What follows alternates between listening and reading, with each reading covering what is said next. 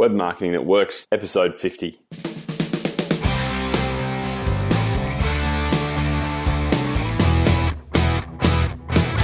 Welcome to the Web Marketing That Works podcast. Come behind the scenes of real-life marketing experiments and listen in as amazing guests confess the truth about what really works.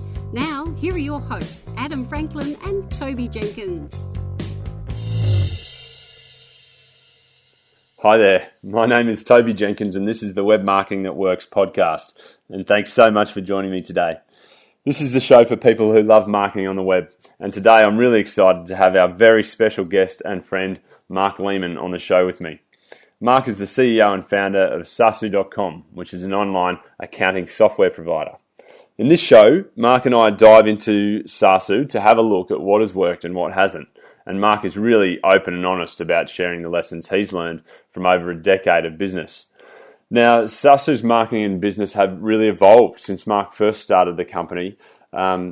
He talks about the change from taking a factory approach to how they now really consider themselves artisans and focusing on really high quality in terms of their marketing as well as the product. And it's really interesting actually because that focus on quality and keeping his customer at the center of everything that Saasu does is how it's often led them to taking a completely opposite approach to the industry. And interestingly as well, Marc talks about how important it is to define buyer personas. And he goes into quite a lot of detail around how he has managed to do that and how that has really helped him to grow his business through networks as well. So I was fascinated to hear all of this stuff from Marc, and the other piece of the puzzle that I was really interested by was how Marc applies philosophies that he is passionate about, like minimalism and like anti-fragility, to his business as well. And so I really hope you enjoy that piece of the interview too. This show is brought to you by our new book, Web Marketing That Works, and specifically the bonus 33 free templates that go with it. So if you're keen to download those, please jump over to bluewiremedia.com.au/book. Thanks so much and let's get started. Okay, so Marc, thank you so much for joining me today. It's really great to have you on the show. Thank you. Thanks, Toby. So before we get into the business and marketing part of this discussion, I'm actually really interested to know what gets you out of bed each morning. What drives you? I think for me, it's the game. Like, I think a lot of people, life's serious, but there's a bit of a choice you make whether you're going to play the game or you're going to sit in the stands and watch the game. And I think a lot of people watch the game and they watch it through TV or videos or sit on the sidelines. But I like getting up and having a crack and taking some risk and trying to build stuff and do things. And I think that's what we're put on the planet for. So I just get up to do that, really. And, different decades of my life, it's really a different thing. It was trading markets, then it was now I'm in software, and I think next I'll do something in the gaming industry. So it's just, what game am I going to play at the moment? And if I get up and I stop enjoying the game, I go, okay, time to change the game. Yeah. So, that's what gets me up. Was that a reason why you started Saasu? Yeah, it is. The game? Yeah, definitely. I looked at it two ways. There was this passion I had for business anyway, because I grew up, instead of like doing the typical thing as a child and going and getting a job at McDonald's, I just went, how can I kind of make some money in some sort of smarter ways? And I, set up little mini businesses as a young kid, and I kind of got the taste for it from that. And my parents, being in small business also, it's the rich dad, poor dad thing, except I had my parents were already quite entrepreneurial, so I learned from them. And really it was just a case of going, as I got into, I was in banking and I was looking back at small business, I was always wanting to go and do something in that space, and I really love software and I love programming and things like that. So, the science of business, you might say, interested me, which was really about money and about selling and marketing and things. So I thought, no, I'm going to build a system that can deal with that for small business. And we also had a lot of family friends that were in small business, and sometimes, people were going broke and other times people were successful, and I always thought it was a really stressful part of small business is the financial side, and I always felt I could do something to try and improve that situation. That's kind of what got me into it. And so Saasu was born when then? Back in 2000, I really, that's when we incorporated, but I kind of got the idea back in, it was around 97, 98 from the guy I was working for at Deutsche Bank. He was running the investment bank. He was a pretty switched on guy financially, but he did a lot of the stuff himself, and he wasn't very, that in terms of the bookkeeping, so he let it get way behind because he just didn't have time. He was busy looking after his own customers and the bank's money, but he kind of let his own stuff get behind, and he didn't have any decent system. And he just had a bag full of receipts under his desk, which was a real tragedy because, he had all these unclaimed expenses in there. And I remember when he got someone to put it all in a spreadsheet and then worked it out. And it was more than $100,000 of expenses that he hadn't claimed. I thought that's just crazy over a few years or however long it was. But he was a senior guy, so it obviously built up over a fair period of time. But I just thought that's just a crazy situation to be in. And he had lots of investments and things like that. And I always thought a guy like that needs a system to run his finances. He's got all these systems to run the bank's money, but there was nothing really for him, and he wasn't the kind of guy to go out and buy MYOB from Officeworks or do something like that. It just wasn't his style. And I think there's a lot of business owners out there like that, and they're running on spreadsheets and they're hacking their way through it because they want to spend their time on their product or selling. They're not really interested in the financial capture of transactions and all that stuff. So there's this opportunity there, and also there was an opportunity because it's difficult building a system like that. And in business, if you can find things that are hard to do, there's way more upside in it because it's harder for competitors to get in and try and be in your own space. So you can sort of carve out a niche and have it as your own little territory for a while because it's a difficult thing to build. So that's sort of how I got into it. Right. And then just build it slowly on the side while I was working at the bank, and until it was big enough that I thought I could step out and do it full time. And how long was that before starting to going full time? 2007. I left for a little while at the start in 2000 and just took a break from the bank to just get it going. And then I went back to the bank and then stayed at the bank until 2007 when I thought the revenue and, the sales and the market acceptance was enough for me to justify leaving that job.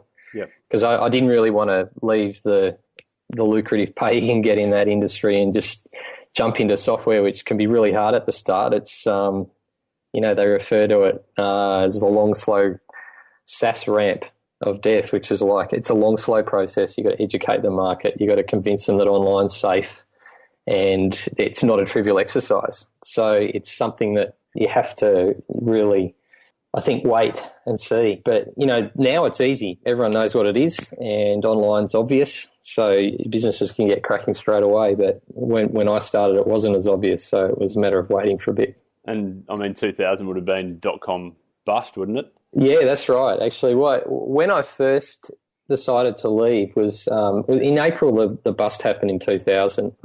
And in June, it was a couple of months after it, I just looked at the market and I thought, yeah, this has sold off a lot, but you know what? This is just the clean out, and this is going to come back bigger than it was before. And I made that decision then, and that's when I started investing the money because I thought, here we go, we're going to have a whole lot of loose talent in the industry out looking for jobs because all the .com businesses are starting to blow up. And so I hired a guy who was the second guy into the business that was very talented and probably couldn't have got him if the .com boom was still going. And thought, this gives me a bit of time. I've got at least a couple of years before the market gets itself into recovery mode. And I thought, that's good. I need that time because building an accounting system is not trivial. It's going to take a couple of years. So I thought, this is actually when you should do it. Like, businesses should really start and invest if they've got access to cash, they should really be doing it in the bad times so that when they've set themselves up for growth, the market's recovering and they've got that happening in parallel. They've got their growth cycle happening in parallel with the market recovery. Yep. And so timing-wise, that can work better. It's risky, though. You do have to have some capital behind you to do that because you can't be going and raising capital in bad market situations. But that's the reason I did it. And 2007, I was getting a bit nervous about the markets anyway, and we ended up having the GFC about 9 to 12 months after I left the bank. So I kind of, while I felt that was going to happen, I was a bit sort of lucky in the timing because I didn't know how long it was going to be before things liquidated in markets. It was just a good chance to switch industries and get out of banking and into software as a service, which was like the new industry. And, you know, it was nice to be able to leave a whole lot of the ethical questions I was running around internally in my head about being in the banking industry, because I don't really like a lot of what goes on in the banking industry. So it was a good opportunity to shift out of it and play a different game, as I said earlier. Yeah. Oh, that's really cool. And so talk to us about, you know, in terms of Saasu now, is it team size, you know, the makeup? What's the business look like now? Yeah, we still run a really lean operation. We have about 28, 30 people, and about 20 of them are full-timers, and we've got like a few people that work outside of the business that aren't full-time staff. But so it's a little team. We don't need many people, so literally 20 people, we can cover it. And we sort of look at it like your third to half of that is roughly pretty much about engineering, and the rest is about service and a few management people. But it's a very lean operation, and we want it that way because we want to be cash flow positive. And we don't like the idea of running big losses in a business like this, and we want to grow. And as our revenue grows, we want to pile new revenue back into the business and just grow organically and make a profit. So it's sort of a lean organic model that we've run with. So that doesn't require a lot of staff, and we're a big believer in automating. I always say to people, you are what you haven't automated. And so for us, I love that. That's how we get it. I remember one of our developers came back from, I think it might have been one of the conferences you had in Sydney, and he brought that back to the table, and we all had a good laugh at that. It's so true, yeah. You're like, whatever you're doing now, it's because you haven't found out a way to automate it. And I think, you know, content's golden because it's pretty hard to automate that. But yeah, so we sort of look at the business like what inside the business do other companies do with lots of people that we can do with a system. And so we tend to invest in systems or methods that, you know, might save lots of salaries. So I think if we weren't as clever in how we did stuff, we'd probably have to be 40 or 50 people. Yep. But that's what gives us the time and the ability to sustain in a market, even if there's downturns and against competitors that have lots of cash and are doing a different type of growth model to what we're doing. Okay, how many customers are you servicing with that team? So we've got about 30,000 active users. Probably about 10 to 20 of them would be above that. Is probably students or people who've been using the product in the educational part of our market. But we've had over 100,000 since we started. Right. There's about 12,000 businesses on the system. So most of the people using our system have got multiple people in their business. So it tends to be larger businesses, ones that have got employees, or they're not like your typical micro business that you might find on sort of like MYOB type products and things like that. So they tend to be a small business or bigger than that. Yep. Franchise groups, things like that. So it's a customer base we've sort of grown organically over time. We haven't had to sort of manufacture that growth with lots of advertising. We've pretty much done it, you know, with referral and content marketing and search and things like that. Yeah. So we're pretty proud of that result. Yeah, that's amazing. And that's a perfect segue to jump into your marketing. And what is your marketing philosophy then? Yeah, so our belief is that you should really, I guess, not market in a traditional way where you're buying lots of ad space. And so we don't really like the whole, you know, buses, billboards and banners type approach that you get with most software companies that tend to go and buy space on, you know, visual space and do things that way to try and build their brand. We more look at how do we market within networks, how do we attract customers through marketing content, and how do we use the customers who love us to market our product for us, you know, through referral and so on. And then we do all the traditional things, like we do look at SEO, search engine optimization, and we look at paid ads online because we think that stuff all works really well, has good ROI still. Yep. But outside of that, we avoid a lot of the traditional ways of marketing, and there's still a lot of online businesses trying to sell their products the old way, despite all the learnings from the tech boom and bust. There's still people go back to that traditional method. Yeah. And so we've avoided that. just because the acquisition cost is too high. And a lot of those businesses don't last because they just can't sustain, they can't create the growth quick enough to cover that kind of expenditure. Right. And you talk about, like, your first point was you've marketed to networks. What do you mean by that specifically? Yeah, so that's really about looking at what sort of personas we're after as a business. So because we're in business accounting, we know that there's certain types of business owners that our product suits, and there's groups, like network groups or groups in the sense of like types of people that can be found in particular areas. So a good example is there's obviously a lot of demand for a product like ours from people in the tech industry because they're quite heavy adopters of or early adopters of technical products. So as soon as something new like online accounting comes around, the tech community tends to grab hold of it nice and early. But then you have other people, other groups of people that aren't necessarily in the tech industry but are quite tech savvy. So you'll have people that, you know, maybe in the content industry, writers, or people that are, you know, using computers in their life every day and are really comfortable around computers and are aggressive uptakers of technology. So we'll target those groups based on the personas we've designed, and those personas, they might be, a persona for an example might be someone who typically uses a iPad. They might be quite tech savvy in that they're using a lot of online systems and they're avoiding software. They might go to user groups to talk about technology. They're not just in their industry group, and they might go to events that are around their industry. So we go, okay, that's the kind of network we want to be involved in. So we'll go to the industry events they're at, we'll market to them in the online publications they're at and target them that way. So we sort of isolate these personas and then we focus on that instead of trying to go for everyone, because we really only have to target about 10% of the market. We don't have to be going for the full 100%. That's just too much money to do that. Yep. Yeah, fair enough. And I mean, I guess also you've certainly spoken about complexity theory and some of that the network effect as well previously in our discussions and at your presentation at Social Media Down Under a few years ago. How do you sort of see that as someone who might be new to that? How would you explain that as being a way of, I guess, having a multiplier effect on what you're doing? So we look at, I guess, every interaction or engagement we have with someone online, there's a cost to that.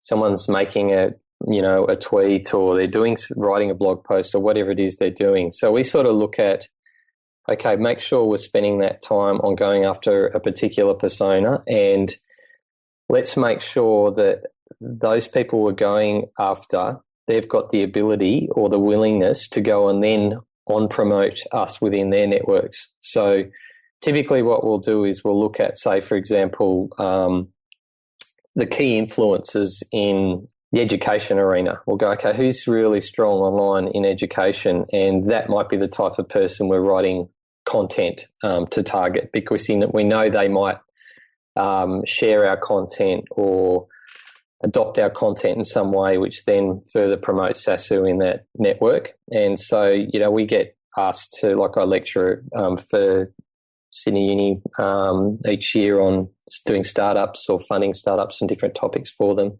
Yep. So you end up doing little things like that just because you're providing what that network group needs, and you're hitting the influencers in that group because they're online and they're in Twitter or they're in Facebook or LinkedIn. So you're getting content out to the right people who are then more likely to share it in a leveraged way. Yep. And there's other industries where you can't do that, and it's very difficult because they're just not in those networks. And we're sort of, being a small company with limited resource in terms of capital to spend on advertising and things like that, we really are our hands forced to go down that direction. And I think a lot of small businesses are in that situation early on. Yeah. So that's how we sort of do it. So we do look at right down to the individual level, our customers and what they're like. So sometimes a customer is really important to us because of their network effect. And so we've got great customers that have huge networks behind them. And so having a good relationship with them is really important. So, yeah. So it's also, it's not just about acquiring new customers, it's about making sure that you're fully leveraging the network of your current customers as well. Interesting way to look at it. And were you surprised by that in terms of what's worked well for your business, have you been surprised by the results with that style of network marketing, I guess? Yeah, we have. Like, we found that some of the things that have been really surprising is that you can really overdo it. And we kind of learnt those lessons a few years ago. We used to tweet a lot more than we do now, and we used to, push a lot more email out, but we're very considered now in what we put out there. And I think that's all about the attention economy and knowing that people have got a limited amount of attention they're going to give us, because they're really busy, and they've got small business owners are frantically busy, and they've got customers hammering them. They've got lots of content they have to sift through. They're in front of a fire hose of information on the internet. So we're really careful about how much we put out there. So we scaled right back, and we found that was actually surprisingly good, because when we did put something out, it got a fair bit of attention because we created some scarcity around that. Yeah, right. So now when we say something, we say it less often, but we try and provide high quality content, and we found that definitely helps because there's a lot of content out there. So if you're going to rise to the surface, you've got to be pretty good quality. So some of the things we've done to try and tackle that is to come up with some really unique content formats that are like what we call undiluted cordial. They're like really rich, high value, not watered down at all. So we developed a thing called CEO Insights, which is just me talking about things that I think I absolutely am qualified to talk about and can provide value to business owners on. Yep. And we don't do them very often. It's like one a quarter, because we, spend a lot of time making sure it's absolutely brilliant and that people are going to love listening to it and they're going to be there for the next one. And you're doing it as a webinar series, hey? Yeah, we do. And we may have to change that, though, because the demand's been massive, and the system we're using couldn't handle it last time. So It's a good problem to have, but yeah. It's a good payoff from a strategy of going, let's do less and with high quality. Yep. So I'm kind of internally inside Saasu referring to it as a sort of, we believe in minimalism in business, but this is sort of like a minimalism inside content production. Doing less, doing high quality, and creating a bit more scarcity so that people know that we don't talk very often, but when we do, they want to hear what we're saying. Yeah. And so that's another way we've looked at it. There's probably a dozen different things we've run into that have worked well and things that haven't. But over pushing the content we think is hurting small businesses now when there's too much of that. I think sometimes scaling back can create a better result. Yeah, that's a bit counterintuitive, isn't it? It is, yeah. I still think it's really important. So when I say scaling back, I mean scaling back from all day, every day tweeting and Facebooking and Google Plussing and LinkedIning notes and things to a lower frequency. So I think a lot of small businesses out there listening probably aren't doing enough of that at all. Like they might only be doing something every few days or a week. Yep. And that's not enough, but it's just working at the right level there. So that's something that's worked well for you. Can you share an example of something that hasn't worked well? Yeah, so we've done some more traditional sorts of advertising, like we've gone in magazines to test that out, and we've done billboard type runs to just see what sort of traffic we get off that or what brand building value we get out of that. And none of that stuff really paid off. We feel like that stuff is sunk money, and you can get a little bit of brand effect, but it's just too big an exercise. I think even if you're spending 20 to 50 million and you're a larger business, it's not even going to cut it because people have forgotten you after a year if you're not sustaining it year on year on year. And it really is the world of the billion-dollar company to be able to maintain that in an ongoing way. And even that said, it's sort of it's not where the attention is. The tech savvy end of the adoption curve in sort of where we're at is they're online looking for stuff. They're not really, they might notice billboards on buses, but they're not. We just don't find that's where their ROI is. So we sort of look at it like, well, we know from our spend that we get great ROI still on, advertising online, with Google Ads and Bing and things like that. But that same spend in a magazine or a billboard just wouldn't even get to a tenth of the value. And even if we were to try and factor in brand value, it doesn't get even close. So we still think that's the one key mistake. And if other mistakes we probably made are more in the content area, where we've tried a bit of content or a direction and it just hasn't gripped with people. But the good thing about content is you can test and you can try something, see if people like it, and if they're interested, you can write more about it and gradually find the things they like. Yeah. And that itself is obviously a whole, world of you can evolve content inside that approach. Experimentation itself, isn't it? Yeah, exactly. Huge. For sure. And so the other thing that has certainly caught my attention from what you guys are doing is you're partnering as a way of marketing, I presume, as well. And I noticed that, you've recently written an open letter to your partners informing them of some changes. But what's been your experience there as well?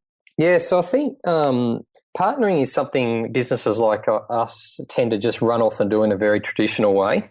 And they kind of look around their industry and see how companies in their sector partner with people, and they almost like mimic or do things the same way. And we sort of fell victim to that as well. We set up a partner program and in a very traditional way. And sorry, can you just explain what that partner program looked like originally, perhaps? Yeah, so the partner program was designed to invite bookkeepers or accountants to offer our product to their clients, and they essentially get a wholesale rate for our product, which is very similar to what happens in the industry with organisations like MYOB and QuickBooks and ones that are well known by business owners. And but we pretty much realised that we were just doing the same old thing, and that was probably more about the partner and us than the client.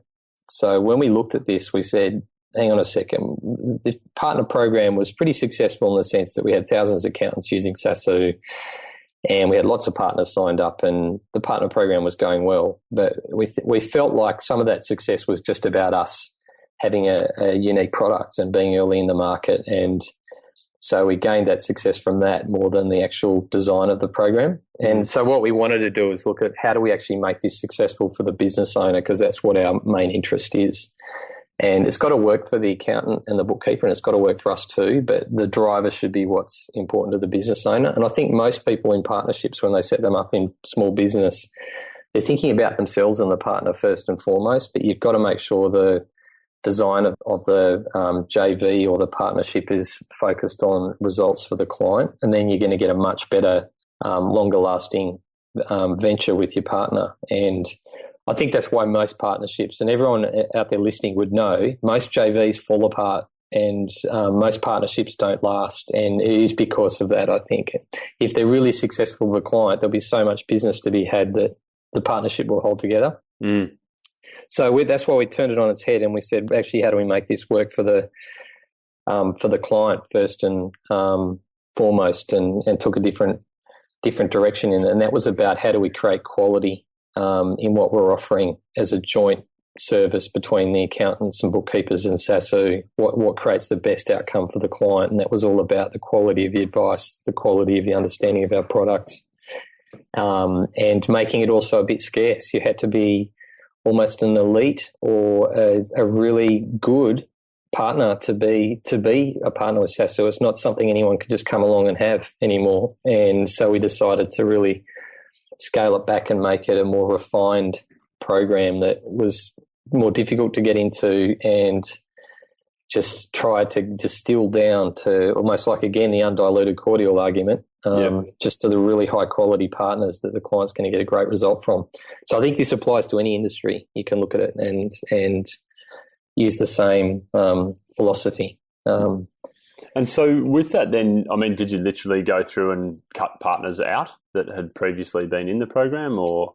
Yeah, we did. It was, that's hard to do. It's really hard to do, but we had to look at it and we had to look at partners that weren't supporting us, that were inactive, we did tell them what we were doing, in the sense that we said, to be a Saasu partner, you need to know our product and you need to be engaging with us and the clients and so on. Mm. So people knew what they were up for, but we really had to look at, if our partners weren't operating in the business owner's interest, that was the key thing for us. That was the number one thing. It's like we need to make sure that we're partnering with the section of the accounting industry that is client-centric. And so the accountant is looking at software as a solution for their client, not to further the income of their own business. And that's the highest priority. So we had to kind of get rid of partners that were seeing it as just an income stream for them and not about their client.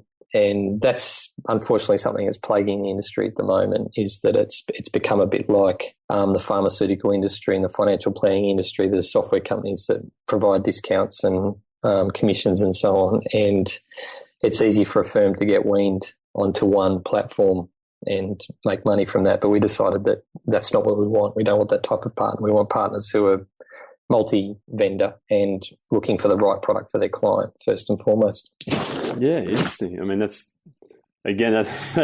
almost the opposite of, as you say, what most people are doing, as opposed to trying to push people towards single vendor as well. Yeah, and you could argue actually we're working against ourselves, because what we're saying is if you're 100% Saasu, you actually aren't doing the right thing by the client, and we don't want you to do that. We want them to say, hey, maybe this client should be on BankLink because it's the right product for them, and they shouldn't necessarily be on Saasu, so that the client interest is served. And the result of that is the client wins. It's more likely to stay a customer of the accounting business, our partner, and we get a client who's more loyal and long-term, and that's where the equity value is in our business, is in having a big base of customers that are very loyal, love what we do, and they know they're with the right sort of ethical group in that sense. And that presumably more likely to refer. And exactly, and then that's exactly what it's about, so that they'll tell other people about it. And it's also, this is a way we want to operate for ourselves too, personally, in terms of how we want to live our lives. It's not just about making money. It's like, no, these people are often, we end up quite close to customers and partners sometimes, and it's personal for them. They've got families sitting behind their business that they're supporting, and staff they're paying who are paying mortgages, and, life's at stake. And there's not really any room, I don't think, for a greedy approach to this stuff, because if you do it with ethics, the money will sort of come anyway as a secondary effect. Yep. So we prefer to just get it right from the ethical perspective and for the business owner, and then the money will come because of that. They'll be selling our product for us, and they'll be, staying loyal, and we'll do fine financially as a result of that anyway. Yeah, I mean, this ties into a piece I'm really interested to talk to you about, actually, in terms of this sort of broader philosophy that you seem to be able to apply to your business and your marketing, and really seems extremely consistent throughout Saasu, and what I've observed, I guess, as an outsider, but also as a client as well. We've been a client of yours for a number of years, and ever since the first phone call, been a huge fan, really. The fact that the phone was actually picked up was a win in the first place. And I'm not a partner, and full disclosure, no financial interest here, but a huge fan of the product, and have certainly referred it to a whole bunch of people. So yeah, well, there you go. That's appreciate exactly it. Thanks, Mark. Thank you. Thanks for a referral. It's certainly made our life easier, I can tell you.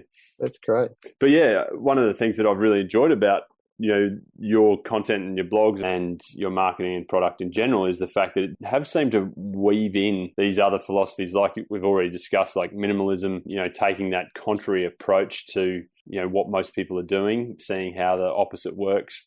You also talk about like an artisan approach as well. Yeah, quite frequently. The artisan approach is really important to us, because we sort of see that there is a global shift, obviously. People are sort of tired of manufactured, and they don't want their food manufactured. They want people to grow food, and they want to eat nice things that are healthy. And people are being more careful now about what they consume in content as well. So, people really appreciate aesthetics in the content they consume. So they like video, and they like things that are done artistically. And it's the same with digital products. Like, people do really appreciate the design of products like Apple produces.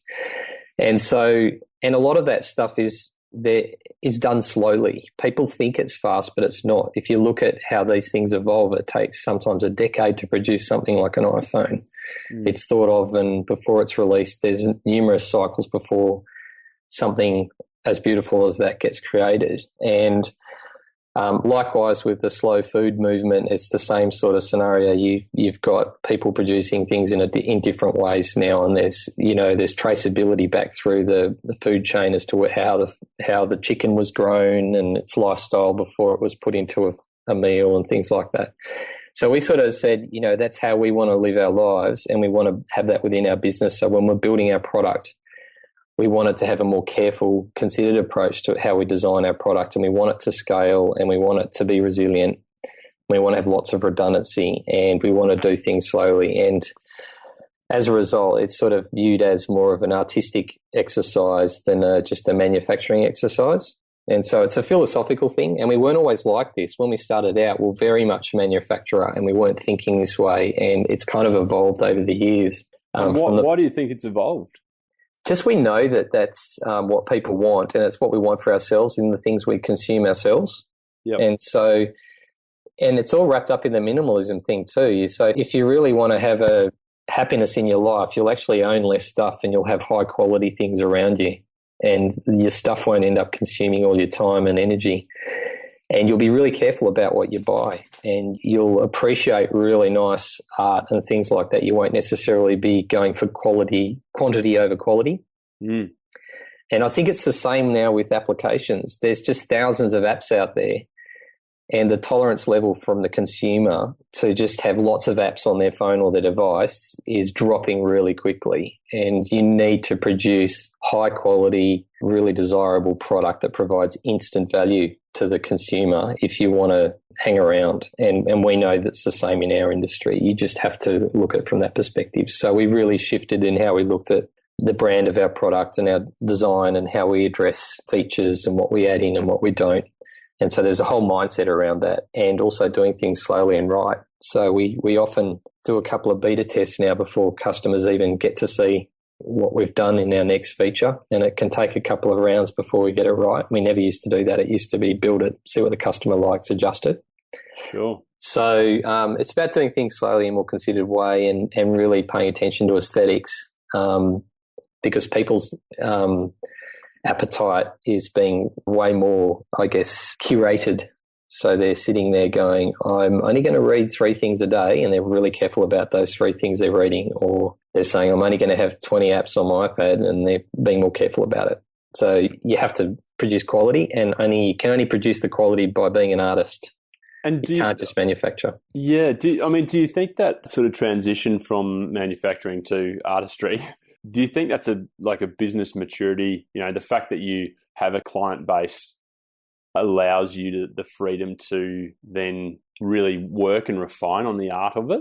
Or do you think I think you can do it from the start. And I think actually you do better by doing that from the start now, because the market is so thick with applications in every space. And, every business model in the world is packed with people competing. There's very few that don't have lots of competitors. So I think anyone who comes into a marketplace now, and one way you can carve out a sort of, not a niche, but carve yourself out a section of a market, is to make yourself appear differently. And by offering a product which is not just about a product, but is also about service and about how you present yourself in the market that is different, is a great way to sort of enter the market. And as they say, there's a thing called the blue ocean strategy, where Cirque du Soleil was very good at identifying that, as a good case study of this, that they identified that it was really hard to compete in the circus business because there's lots of circuses. So they went, well, let's remove some of the costs of the circus, which was all the animals,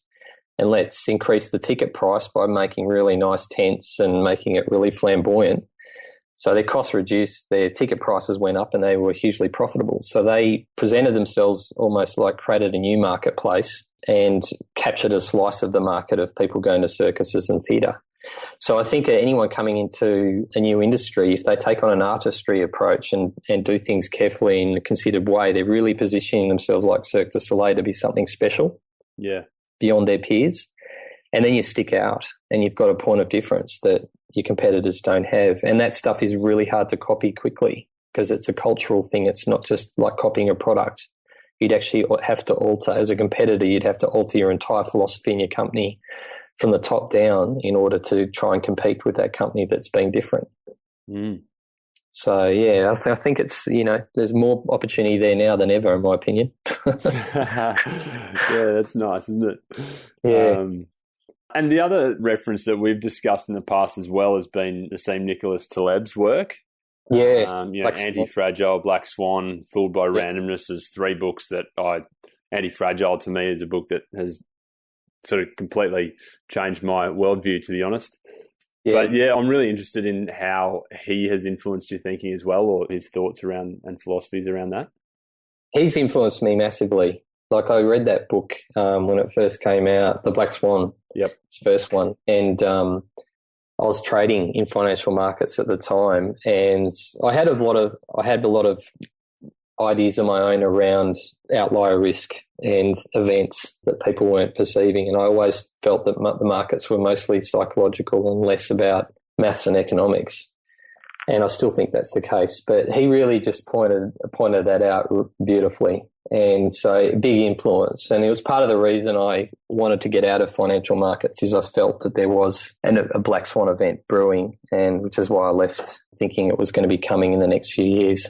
And also too, just there's black swan events in ethics, and banking still hasn't suffered that one yet. It got let off by the Fed Reserve and the US government, but it still hasn't been cleaned up.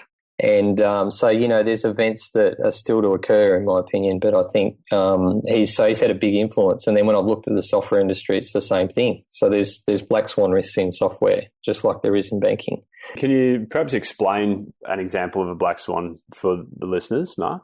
Yeah, sure. So a black swan event is really when you have this is really dumbing it down, but essentially it's when there's a situation that no one's seeing because the current ways of understanding the situation just don't match up with it. So the global financial crisis was a good example of it. The general populace of the world, and even in banking, didn't understand the risks in mortgage-backed securities, and very few people could see in that world. And so it was like everyone presumed there were just white swans in the world, but actually there was a black swan. It just happened to be a long way away and hard to see. Yeah. So you get situations like that in life, and insurance companies deal with this type of problem all the time, in that there's new risks coming up all the time. So we had a year last year where there was a lot of potential risk with solar events, of all things, because the sun every 12 or 15 years lets off a lot of flares, and there was always a risk that one of them was going to hit one side of the planet and knock out the internet or do some damage. It didn't happen, luckily. It only happens every couple hundred years, but that's a classic example of a black swan event no one would have really thought about, but was something we had in the back of our minds, and decided to keep data on different sides of the planet just in case. So there's all types of ways you can have black swan events, and unfortunately, even someone like me isn't going to miss them. You can't be across them all; it's just impossible. But the nice thing is that if you spend some time researching, you often find in an industry where the main ones are, and black swan events can actually be business opportunities as well. So it's a tricky exercise trying to find them, though. Indeed. Yeah. Indeed. And so for you guys, you've sort of applied some of that thinking in terms of redundancy and security. Yeah, absolutely. Data that you use. Yeah, exactly. So we've always tried to keep data in 2 countries, and that's to sort of protect against some sovereignty risk, but also in the event there was a physical event like a war or a bomb or something that caused the data in one country to be lost. Yep. Or if there was a solar event or a hacking event, whatever the event is, we had some protection. So that's one example of it. But other examples are more around just the level of testing we go to. So we'd have about 5,000 tests we've programmatically written that just get run over our application every time we want to you do this daily just to do a sanity check on the system. And They just all run automatically because they're programmed tests. But the idea is that you hope that if anything comes up in when you're working with the application, that one of those tests will pick up on it. And so it's just another layer. And so there's layers everywhere. And even in hacking, for example, like we've got a company who we've had attempting to hack our product the last week that we're paying to do that. And it's just another way for us to check how we're going and benchmark ourselves. And they're a reputable company, good at doing this stuff, and we prefer to find out with nice people and the other way.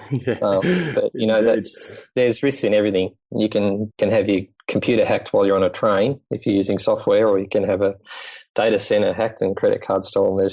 Hacking is a phenomenon that's not just a black swan event for online systems. It's just as real for software products and mobile phones and all kinds of things. And it's just a fact of life now. So it's rapidly no longer a black swan event because people know it's real. Yep. Yeah. Indeed. So every business has to deal with this risk though. And it's easy to assume you're making lots of money, but you may actually be tricking yourself because all you've done is not set that money aside for a frequent black swan event. It might be something that happens in your business industry every 10 years that you're not allowing for. Yep. Like a new competitor or something that it's from left field that you're just not prepared for. And kind of you can't be prepared for it, right? Is part of the that's the hard thing. You can do some minimisation, but there's only so much you can do. Yeah, that's right. It's very hard. So you can you just got to do your best to be as redundant as you can in a competitive sense, but also in a product sense or a service sense if you're a service provider. Yeah. Oh, that's really interesting, Mark, and I really appreciate you sharing some of that with us as well. I personally am really fascinated by that and how it applies and how people apply it in whether in your personal life or in business. So it's really interesting to hear. Thank you. Yeah, thanks. So then what's next on the sort of marketing and business front for you then? So on the marketing side, we've decided just to do a lot more educational type content. So traditionally, I think small businesses tend to do content around their product or service, or they may stretch just outside of that into talking about their industry. But we're sort of adopting this gravity sales approach. Well, it's something that that's what we're calling it because we don't know really, that's the name we've invented for it. But what it really is, it's about providing education for people in our segment, so small business owners, around how they can better run their business in the context of using software or technology, or in broader things like funding a business or not in tax really or financial planning because that's really covered by those industries themselves. But there's a whole space of how businesses are efficient and automated and how they use technology that isn't well educated. And so we're trying to produce content now just to gift to our customer base. So that really what they're getting from Saasu is not just about our product, but it goes a bit beyond that. And that's really, I guess you could say, it's liken it to having nicer seats and a better tent in Cirque du Soleil. Yep. And the gravity bit of that gravity sales approach is that what happens is we attract business owners that are looking for that and they get excited by what we're talking about, and we end up in a different relationship with them and they tell their friends about our product. And that's exciting because we feel like we're giving something back because we've had success in this industry and we really enjoy that stuff. The kind of questions we get asked are fantastic and the interactions we have with customers after these events. And we just want to do more of it. And we feel that's going to be done more and more. And you can see little bits of it around different industries. You can see with Apple with their Genius Bars, which is just a free type of service they offer to get support with their products. But Apple does that not as a support desk. They're doing that so they can re-engage with customers and keep and maintain and rebuild the loyalty and attention of the customer. That's the purpose behind it. It's not about actually acting as a support desk. So that's where we call it service as a sales channel. And I think that works really well. So Gravity Sales is about producing great content and ways to help business owners do better and grow their business and help them survive the cash flow and survive the tough times because they have them. And it's also about helping people for the sake of it. And we coincidentally get increased sales off the back of that because of how we're operating in the market. So that's sort of what we're trying to escalate this year. And And we'll still do traditional online marketing and things like that, like most companies will, but we really feel the content side's really important, and it's the new sort of area. Mm-hmm. And so that's sort of the thinking behind the CEO webinars, and because I noticed your most recent one was on automation, right? Yeah, automation absolutely. Business. Yep. So we've been a little bit guilty in the past of saying, hey, get it automated, but not giving enough detail as into how you actually do that in a practical way. Yep. So one of the things our Chief Operating Officer, Sophia, has been encouraging is that you're getting in our content, making sure we dive down deep enough that it's really practical information for the business owner and we don't go too high level. So those webinars are about getting a bit more dirty in the details of the systems we use, how we've structured things, like in our use of sales and marketing automation, we use a system called Mixpanel, and how that actually works inside a business like ours, or how business owners in the e-commerce space could use a system like that. So we're getting more practical at more detailed level rather than making it high level. Yep. So it's because there's a lack of that out there. It's easy to go online and find information about products and what they do, but it's hard to find out how people are actually using them inside their own businesses. So that's a lot about us just sharing what we're doing and sharing what we're learning through this journey, and just being really open, almost like how blogging started out, where people just spoke from the heart. So we're trying to do that with our content. Yeah. And then people like that. They do respond very well to it. Yeah. I mean, certainly that authenticity of sort of sharing things that work and things that don't has definitely worked in our marketing as well. Yeah, absolutely. I think with all the templates you guys do, that's something that we followed at Saasu for a long time, and that was very detailed, and it's something a lot of people in your industry don't share because it's almost like the trade secrets, but you guys went out there with it, and so you got the attention of a company like us, for example, when there's dozens of people in your industry.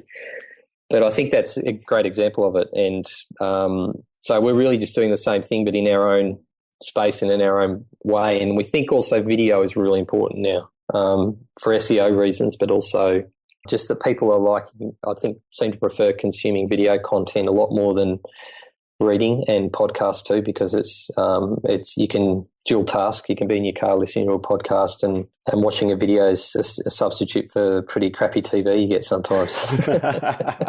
Indeed. Yeah. Oh, there's mountains of crappy TV, that's for sure. Yeah, that's right. And, there's a lot of new insights around video, because people go, your video's been around for ages, but it is still very unknown as to what works and doesn't work in video. There's still lots of room and upside there for small businesses to promote their products. Yeah. And I know the small businesses that we deal with, the ones that are active in video, seem to do really well. And it's just, it's a global phenomenon. It's not just unique to our customer base, but it's underestimated, I think, the value of video. Yeah, I guess you're getting to meet the person before you have to meet them, so to speak. Yeah. In a business sense anyway.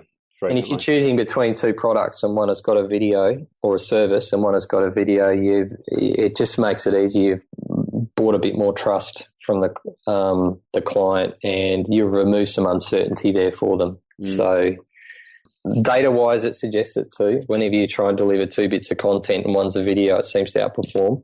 Right. From our experience. So the attention time on that content tends to outperform. Depends what it is. Sometimes something simple like a really good article can go viral and you get 30,000 reads, but you don't necessarily get that from the same video. But it can swing around. But there seems to be a swing towards video and voice, we think. Yeah, I'd agree with you there. Do you have any sort of favourite quote or piece of advice that you sort of use for your own inspiration? Yeah, I think advice-wise, I'd say I think being true to yourself is the most important thing. I think a lot of people fall into the trap of thinking they've got to do things a certain way when they come into a small business, and they tend to quickly fall into operating the way the competitors operate or the industry operates. But I think small business owners would be really smart to see that their advantage is in their difference in how they operate. So I think what we've done by not, treating it like software manufacturing has been something that's been a big advantage for us, because we've been able to grow a good business without stress and having to raise capital or borrow money and all that kind of stuff. Yeah, and I think that's a fascinating story of its own. It's probably for another day, but I still would say to people, you are what you don't automate is the single one thing I'd say is the most important thing to be thinking about. And there's a lot of advice out there. People say, don't automate things until your business scales and stuff like that. But I think if they were going to look at a business and grow it with less resources, you really have to be picking systems that do a lot of the work for you. And it's almost like you're building a flywheel up that runs by itself and has momentum. And every system you add into that flywheel that generates new leads or new traffic to your site or new sales that isn't a human is just increasing the weight and the momentum of that flywheel. And then you're looking at the things that are friction on it, slowing it down, so the bits of your business that are stopping it. And quite often those things that are slowing it down and applying friction are humans or tasks that are really manual and they're getting in the way from converting to sale or from getting your story out there or whatever it is. So I think looking at it like a big flywheel and working out what to add to it and what to take off it to continually increase its momentum is the way to look at it.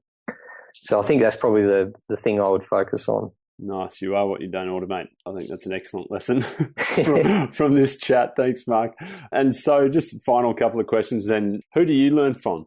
I think I've taken a lot of, in terms of design, people I've followed through time are guys like Ross Lovegrove, who's an industrial designer. I really like his work. I've really liked what the guys at Apple have done. So from a software design perspective, they're the type of people I like.